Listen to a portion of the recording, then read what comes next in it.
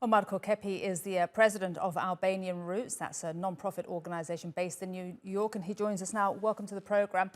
Help us understand this story, because looking at from the outside, this is so much more than just about Serbian car number plates. But what is really at the heart of this story? At the heart of the story, as always, is Russia. Russia has been keeping this area hostage for many years. Every time that politics doesn't go Russia's way, he tries to stir things in the Balkans and threaten basically the rest of the world that, if he doesn't get what he wants, there will be more conflicts throughout Europe. And Serbia, as we all know, is a Russian supporter state. It's the only country in Europe that has not put an embargo against Russia. Serbia has been supporting Russia's war in Ukraine. So at the end of the day, Serbia does whatever Russia is telling them. So it's hard for them to make a decision, even though if they might disagree with the plates, because they take their orders from Putin in Russia. And when we hear Serbia's president saying that the situation is on the verge of conflict, he even used the words hell on the ground if Kosovo's special police force trying to enforce fines. What do you make of that? I think it's very hypocritical. Like there's Serbs in Kosovo, in the northern part of Mitrovica. There's a lot of Albanians in Preševa Valley, which is currently under Serbia. And the Albanians in Preševa do not have the same rights as Serbs have in Kosovo. The Albanians in Serbia and Preševa, they're not allowed to have Kosovo license plates or Albanian license plates. They must have Serbian license plates. So why is there a double jeopardy when it comes to the Serbians in Kosovo? Why can't they have it both ways and the Albanians have to do whatever the Serbs are saying in Serbia? So I think it should be a two-way street. Negotiation is a two-way street. Serbia cannot have it always its way.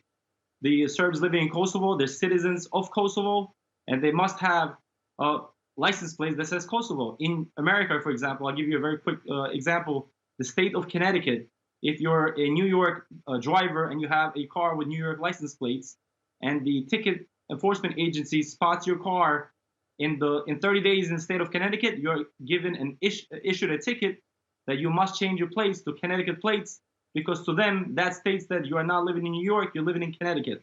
So if two states within the same country have similar rules, how is it possible that two different countries, they can't implement similar rules that would just benefit both sides and avoid conflicts and tensions? And Marko, do you see this coming to an end soon and finding a solution? We know there are EU-mediated talks taking place, but you're in America. Even the US is concerned and looking at this situation and worried that the two leaders were unable to reach an agreement today, Kosovo and Serbian leaders.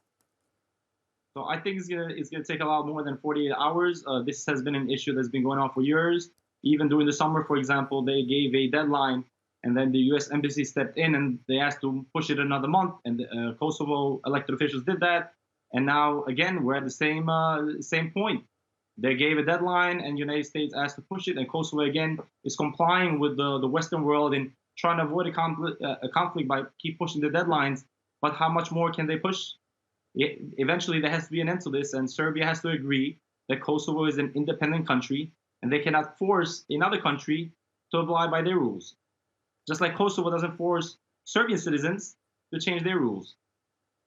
Marko, thank you so much for that. Marko Kepi, president of the Albanian Roots, a non-profit organization in New York. Thank you. Thank you.